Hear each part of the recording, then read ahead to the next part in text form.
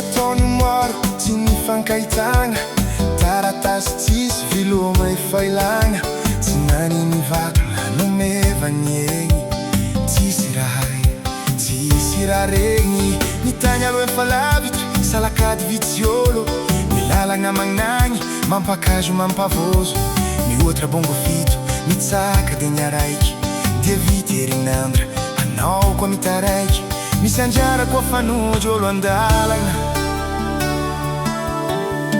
Izy ka zaho mahatsiaro aminay agny, ty hody tafitony, manin'irô havako jiaby zay ningiako, tsy napoiziko hisaraka, nahazo ny fianaragna. Agny koa irô zay falosondragna hare, ao indraola encontry, ao ny mahay mandrary, laza sy asan-tagnana, nomba souvenir, andesindrô taranaka, mandeha mitantara, amindrô madiniky afara. Mbala ho avy andra raiky agny, tsy anono nandra fa mampavandy, antena moa tsy atao hoe tsy tamana, fa tsy mety agnadigna tanàna.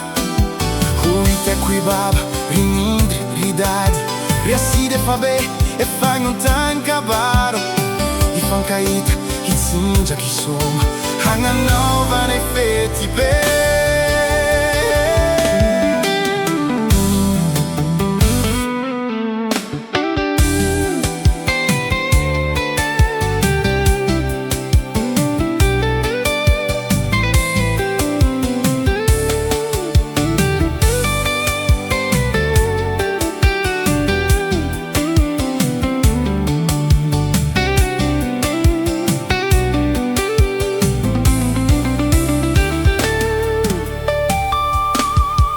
Siro avagny malety, fonirô na miandro idady, fa maro koa irô namagna, sirô kivadivady, samy nazo lalagna, handihanagna ny tady, saignandagny nidry agny, koa no maty fampitady.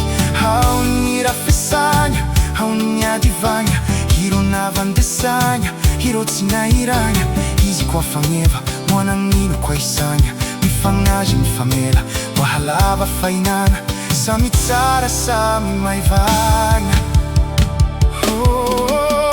Mbala ho avy andra raiky agny, mbalimpody an-tanàna, hahity irô havako.